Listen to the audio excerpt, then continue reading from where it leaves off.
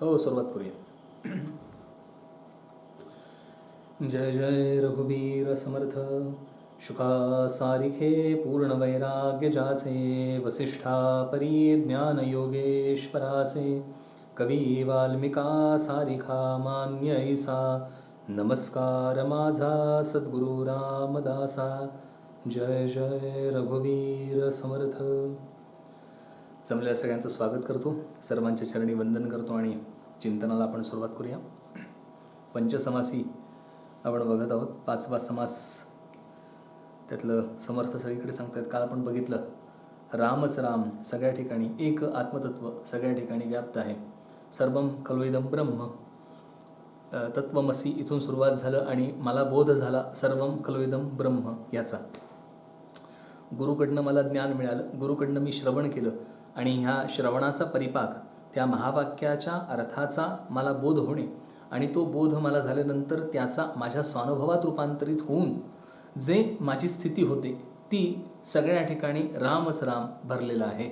माझ्या सकट, या विश्वासकट सगळ्या ठिकाणी रामाव्यतिरिक्त दुसरं काहीही नाही असा दृढ निश्चय. आणि ह्याच निश्चयाबद्दल समर्थ आज आपल्याला पुढच्या ओव्यांमध्ये सांगतात. काल आपण 18व्या ओवीपर्यंत आलेलो होतो. 17 ओव्या झाल्या होत्या, 18वी ओवी आपण आज बघूया. आहे नाही हे गे ते गे, आपल्याला स्क्रीनवर दिसते ती ओवी. आहे नाही हे गे ते गे, ऐसे तैसे पुढे मागे, पूर्वस्थिती बोलणे लागे ऐसी यापरी. आहे नाही हे गे ते गे, ऐसे तैसे पुढे मागे, पूर्वस्थिती बोलणे लागे ऐसी यापरी. ही अशी मध्येच काय बरं ओवी आली? समर्थाच्या इकडे राम सांगतात आणि ही मध्येच काय ओवी आली? ही समर्थांचा हा स्वानुभव आहे.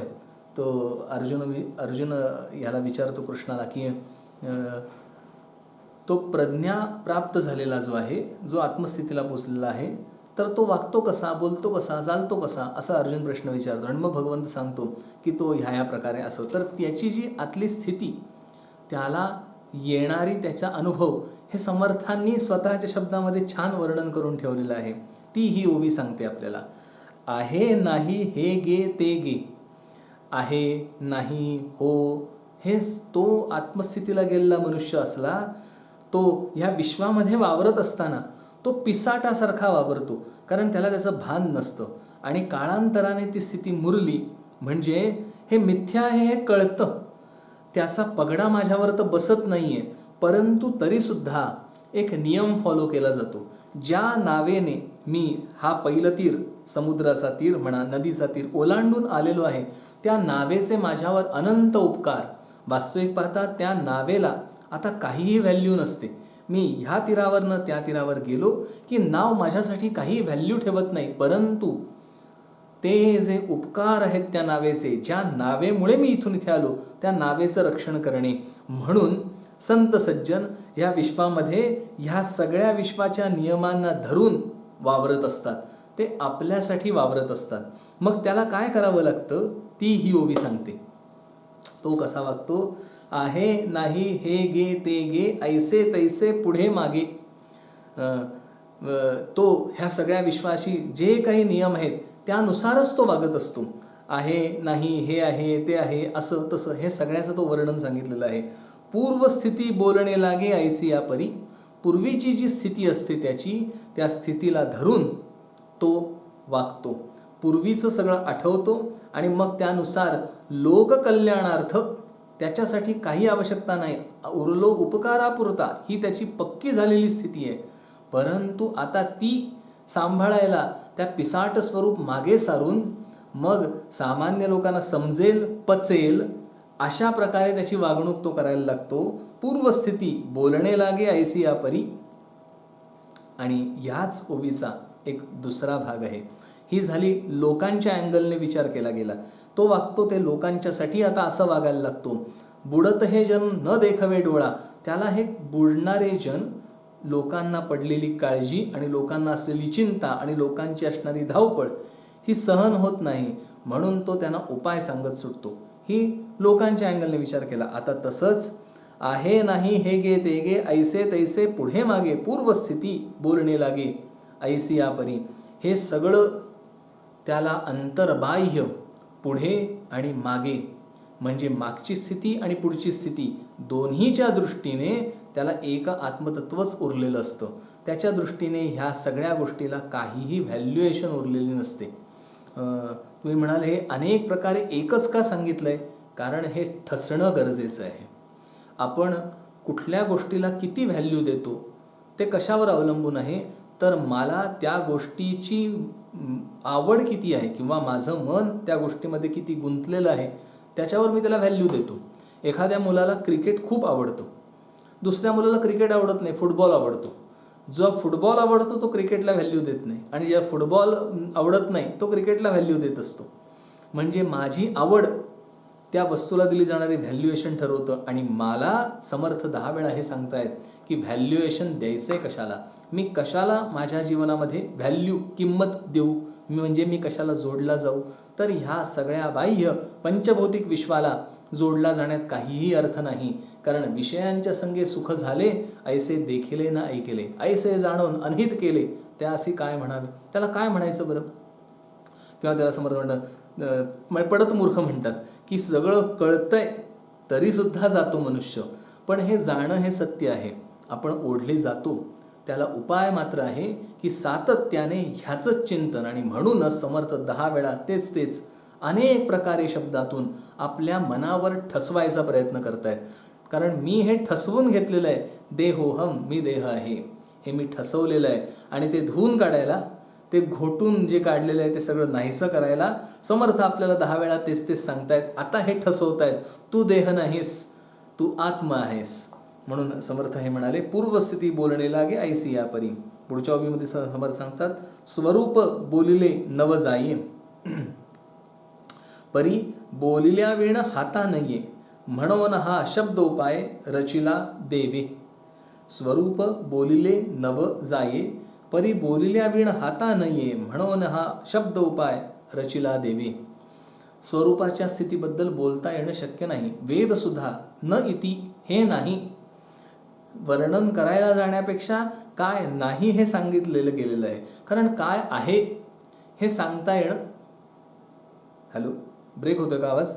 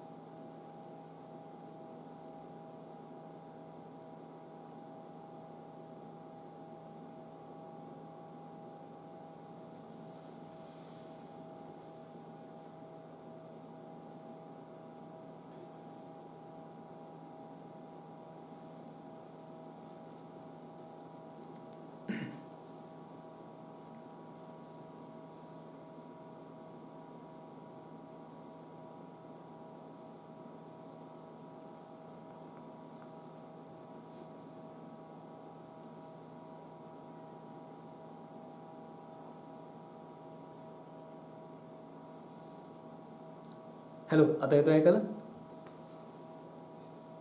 हां, तर आपण होतो 19वी ओवी आपण बघितली. स्वरूप बोलिले नव जाये, परी बोलिल्या विण हाता नये. स्वरूपाची स्थिती बोलता येणार की नाही? वेद नेती म्हणतात. नाही, हे नाही.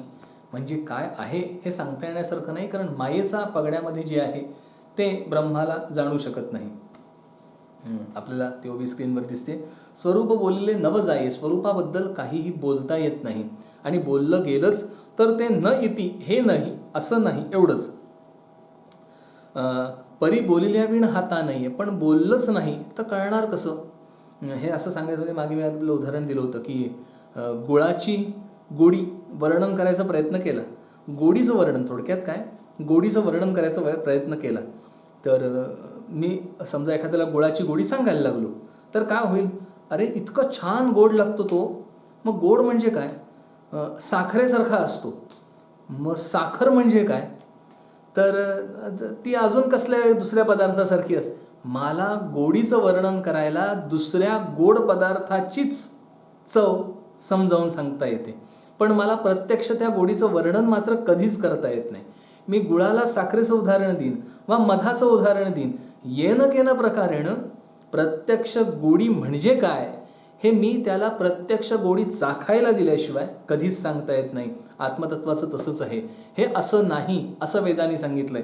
परंतु मी जर वर्णन केलंच नाही, मी जर ते सांगायचा प्रयत्नच केला नाही तर काहीच कळणार नाही. समर्थ म्हणतात परी बोलल्या विण हाता नाहीये. ते सांगायचे ते शब्दानीच, परंतु शब्दाला मागे टाकून ते घ्यायचंय. आणि मग याला उदाहरण दिलं जातं धान्याचं. टरफल म्हणजे ते धान्य उगवतं, कणीस येतं आणि कणसाला ते बारीक बारीक असं भाताचं कणीस धरा, त्याला तुसं असतं बाहेर, नाही का. त्या तुसाच्या आतमध्ये तो दाणा असतो भाताचा, किंवा ते तो भात ते शीत असतं म्हणा. तर ते जे धान्य आहे ते त्या वरच्या त्या तुशाशिवाय जगू शकत नाही. परंतु ते तुस आपण काढून टाकतो आणि त्याच्या आतला फक्त तो जो राईस आहे ना, तो तांदूळ आहे, तेवढाच फक्त घेतो. मग ते तुस उपयोगाचं नाही का? तूस 100% उपयोगाचं आहे. किंवा त्याच्याशिवाय हा तांदूळ आपल्या हातालाच येणार नाही. परंतु तुसाचं महत्त्व तितकंच. तांदूळ परिपूर्ण होऊन हाताला येईस्तो. ज्या क्षणी तो तांदूळ परिपूर्ण होऊन हाताला येतो त्या क्षणी तूस आपण फेकून देतो. तुसाशिवाय चालत नाही, तुसं घेऊन चालत नाही. दोन्ही गोष्टी लक्षात घ्या. शब्दाचं तसंच आहे. शब्दाशिवाय कळत नाही आणि कळल्यानंतर शब्द उपयोगाला येत नाहीत. म्हणजे मी झोपण्याबद्दल प्रयत्न करायला लागलो की तुम्हाला सांगितलं होतं ते की आता झोप हो बाळ, झोप हो बाळ. झोप बाळा हे शब्द कुठपर्यंत आहेत? मला स्वस्थ करण्याकरता. पण प्रत्यक्ष मी झोपायचा प्रयत्न जेव्हा करीन तेव्हा मला झोप बाळा हे शब्द बाजूला सारावे लागतात. त्या शब्दांच्या आधारानेच मी झोपायला जातो. पण जेव्हा झोपतो तेव्हा ते शब्द मला नकोसे होतात, मी बाजूला सारतो. एक्झॅक्टली तसंच आहे. परी बोलल्या विण हाता नाही. बोलल्याशिवाय मात्र ते हाताला येत नाही. म्हणून हा शब्द उपाय रचिला देवे. म्हणूनच शब्दांचा उपाय केलेला आहे. वेद असो, उपनिषद असो, सगळे वेदांताचे ग्रंथ असो, ह्याच्यामध्ये आपल्याला उपदेश केलेला आहे. त्याला म्हणून तर शाखा चंद्र ते दाखवतात, शाखा न्याय ते फांदी दाखवतात आणि फांदीच्या पलीकडचा चंद्र दाखवतात. ज्या क्षणी मी चंद्र बघतो त्या क्षणी फांदी सोडून देतो किंवा मला फांदी दिसेनाशी होते. खरं सांगायचं म्हणजे चंद्र दाखवायला गेल्यानंतर मला एकदा का चंद्र दिसला की मला सांगा ती फांदी आपण बघतो का? फांदी माझ्या डोळ्यासमोर आहे पण मी फांदी नाही बघत, मी चंद्रच बघतो. पण जोपर्यंत चंद्र दिसला नाहीये तोपर्यंत मी फांदीच बघतोय. मला त्या फांदीच्या आधारानेच पलीकडचा चंद्र दिसणार आहे. ज्या क्षणी चंद्र आला त्या क्षणी फांदी गेली. परंतु त्या फांदीला फार अनन्यसाधारण महत्त्व आहे, जिच्यामुळे चंद्र दिसला. अगदी तसंच आहे. परी बोलिल्या विण हाता नाही. म्हणून हा शब्द उपाय रचिला देवी. म्हणून तर भगवंताने या शब्दांचा उपाय रचला. शब्दांच्याच आधाराने, शब्दांच्या पलीकडे, असं आहे ते थोडक्यात. पुढची ओवी बघूया. शब्दाचे उदरी अगाध साठवला आहे निजबोध. अर्थ पाहता स्वानंद तुंबळे बळे. शब्दाचे उदरी अगाध साठवला आहे निजबोध. आपल्याला स्क्रीनवर दिसते ओवी. शब्दाचे उदरी अगाध साठवला आहे निजबोध. अर्थ पाहता स्वानंद तुंबळे बळे. त्या शब्दाच्या पोटामध्ये, त्या टरफलाच्या पोटामध्येच तो धान्याचा तो कण साठवलेला आहे. त्याच्या आतच तो आहे. शब्द म्हणजे ते तुस त्या धान्यासकट उगवतं, धान्याला परिपूर्ण करतं. शब्दाच्या उदरी अगाध, शब्दाच्या आत तो अर्थ साठवलेला आहे. म्हणून त्याला आपल्या इंग्लिशमध्ये म्हणे read between the lines. What is reading between the lines? 2 रेघा आहेत, 2 शब्द उच्चार केलेला आहे, 2 वाक्यांचा उच्चार केलेला आहे. पण ह्या 2 वाक्याने सांगणाऱ्याला जे सांगायचं आहे ते मला समजलं पाहिजे. मग त्याला step into the shoes, ते म्हण आहे, step into the shoes. मी त्याच्यासारखा झालो की त्या शब्दांचा बोध मला होणार आहे.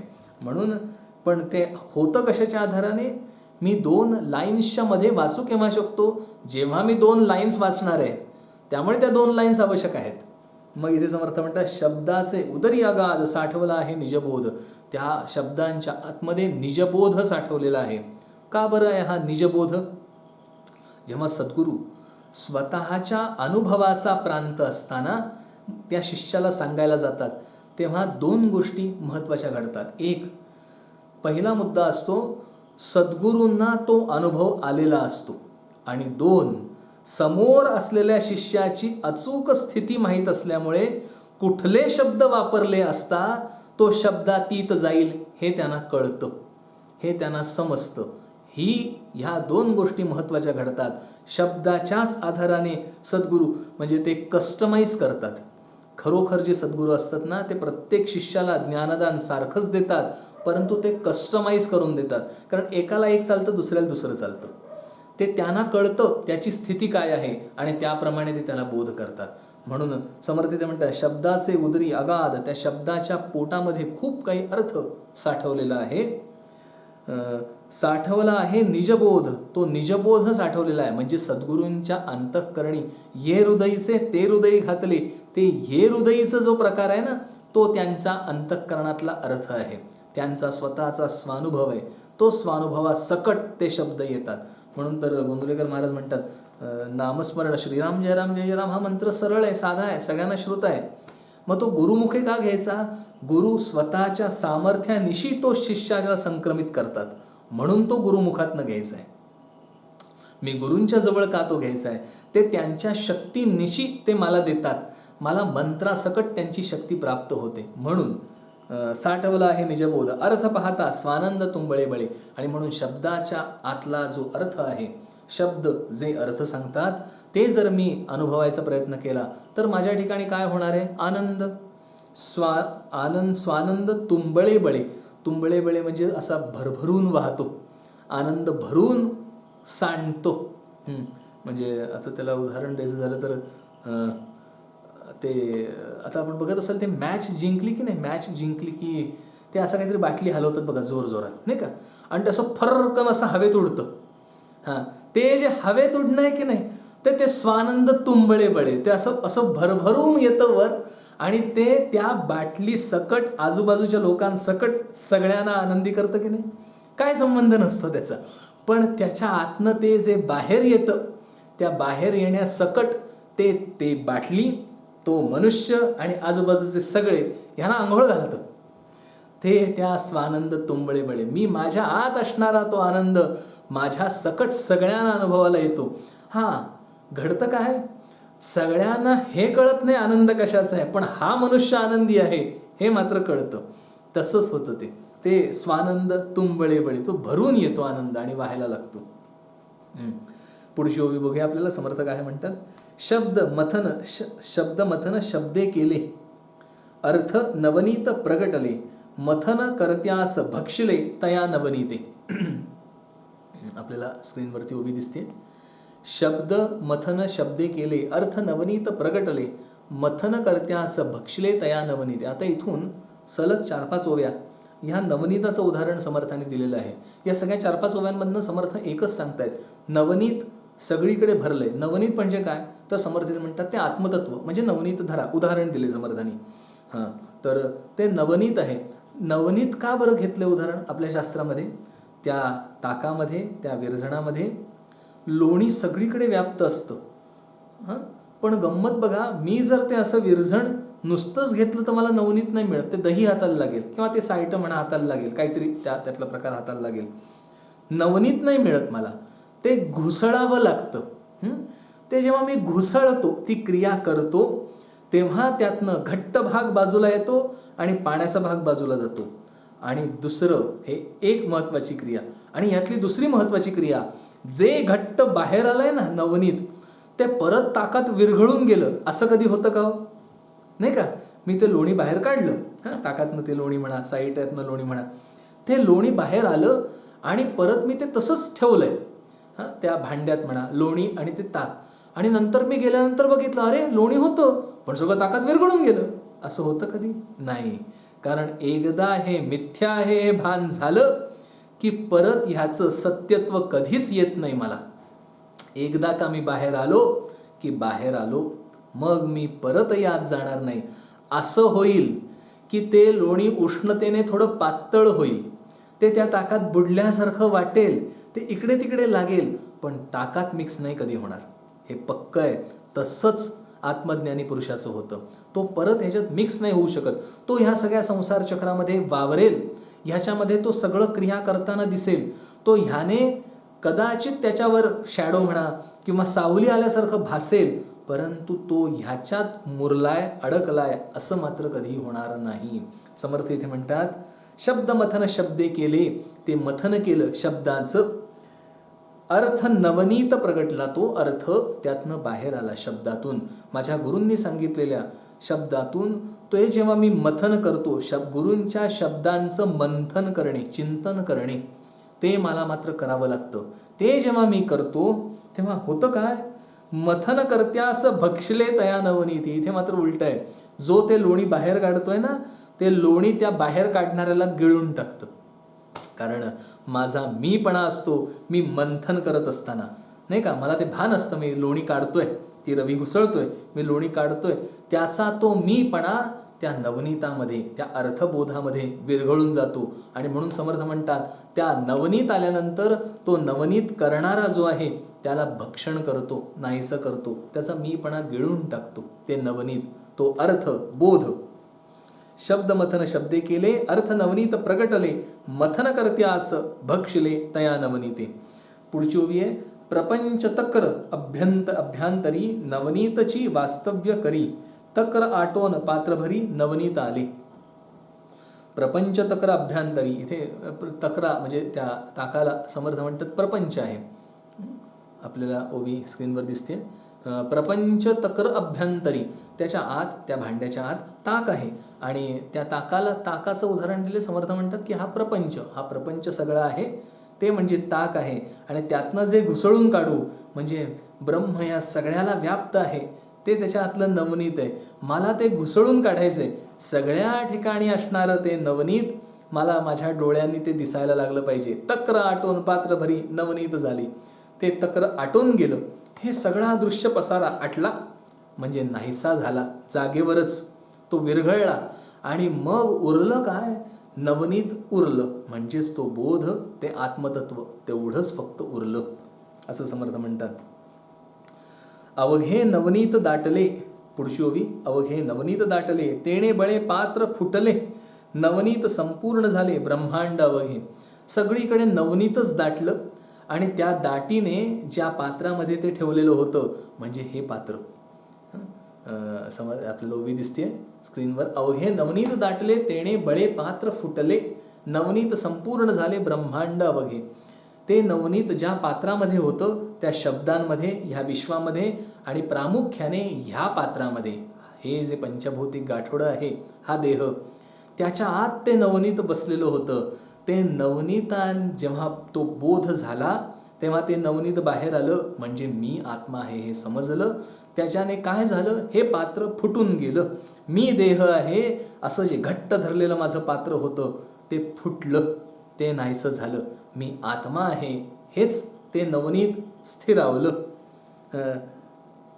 अवघे नवनीत दाटले, तेणे बळे पात्र फुटले, पात्र फुटून गेलं. नवनीत संपूर्ण झाले ब्रह्मांड अवघे, माझ्या सकट ब्रह्म, सर्वम खलु इदम ब्रह्म, माझ्या सकट हे सगळ्या ब्रह्मांडाला एकमेव त्या आत्मतत्वाने, ब्रह्माने व्यापलेलं आहे. याचा प्रत्यक्ष अनुभव आला किंवा अनुभव घेणारा सुद्धा तिथे निमाला. तो मीपणाने मुरून गेला, मुरला तिथल्या तिथे तो. असं झाल्यानंतर मग समर्थ पुढे म्हणतात, तेथेही दाटले उदंड, तेणे उतटले ब्रह्मांड. स्क्रीनवर दिसते आपल्याला ओवी, तेथेही दाटले उदंड, तेणे उतटले ब्रह्मांड, सकळ लोपोनिया उदंड, तेच ते झाले. सगळीकडे ते उदंड दाटलं म्हणजे दाटीवाटी होणे, गच्च भरणे. आत्मतत्व सगळीकडे गच्च भरलेलं आहे. तया वेण कोठे रिता ठाव नाही, त्याच्याशिवाय दुसरा ठावच नाही, रिकामा ठाव नाही, रिकाम असं नाहीच, सगळ्या ठिकाणी ते आहे. समर्थ म्हणतात, तेथेही दाटले उदंड, सगळ्या ठिकाणी, तेणे उतटले ब्रह्मांड, ब्रह्मांड उलटलं म्हणजे हे ब्रह्मांड जे माझ्या मीपणाच्या भानावर आहे आधारित, तेच मुळी उलटून गेलं. कारण त्याचा जो बेस आहे माझा अहंकार, तोच नष्ट झाला. बेस गेला, मुळ्या गेल्या, झाड कसं राहणार, झाड पडून जाणार. सकळ लोपोनिया उदंड, तेच ते झाले. सगळं काही लोपलं आणि उरलं एकच एक आत्मतत्व, तेच फक्त भरून राहिलं, असं समर्थ म्हणतात. आणि मग पुढची ओवी आपण माझ्यामध्ये उद्या बघूया. जय जय रघुवीर समर्थ.